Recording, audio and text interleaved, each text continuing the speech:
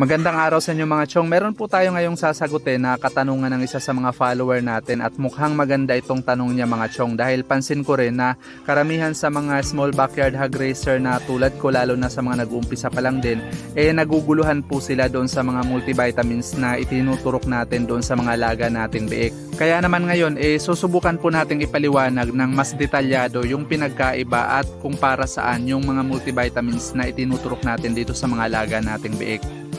Ang katanungan sa atin ni Sir ano raw ba yung mas maganda, Jictran o yung Belamil?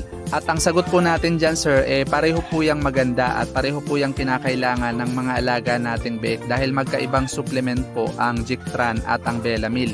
Tandem po ito Sir, pareho po nating tinuturukan nito yung mga alaga nating biik. Ang Jictran Premium po kasi Sir ay isang uri ng iron supplement na kinakailangan po nating iturok sa mga bagong silang na biik sa ika-3 at ika-14th days nila para hindi po sila tamaan ng anemia. Kapag hindi po kasi tayo nagturok ng iron supplement sa mga bagong silang natin na biik, maaari po silang tamaan ng anemia at magiging dahilan po yun ng pagkakabansot ng mga biik natin. At nakakatulong po ang pagtuturok ng iron supplement para sa magandang development ng mga hemoglobin sa dugo ng mga bagong silang na biik natin at nakakatulong rin po ito para patatagin yung resistensya nila laban sa mga sakit.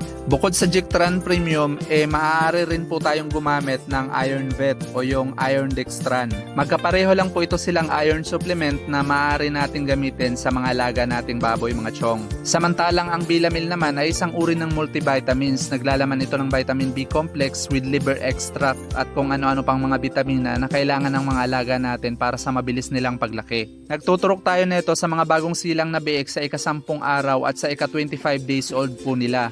Nakakatulong ito para sa rapid growth and development ng laman ng mga alaga natin at nakakatulong rin ito para mas mapalakas natin lalo yung appetite o yung gana nila kumain. Pinapatatag rin nito ang resistensya nila laban sa mga sakit, kaya naman napakaganda kapag nagtuturok tayo ng mga multivitamins sa mga alaga natin dahil naiiwasan natin na nagkakasakit sila, kaya naman mas mabilis rin silang lalaki. Isa rin sa mga mairerekomenda kong vitamin B complex sa inyo mga chong ay itong Bigsan SP at Norobet. Talagang subok na subok ko po ito dito sa mga alaga ko at ito po yung madalas na ginagamit ko sa kanila. Pare-pareho lang din naman itong vitamin B complex at pareho lang din po yung way of application dito sa mga alaga natin. Nasa sa inyo lang po kung anong brand yung gagamitin ninyo, pero ang mahalaga ay maturukan po natin yung mga bagong silang na biik ng iron supplement at multivitamins. That's all for today's video mga chong. Thank you for watching and happy farming!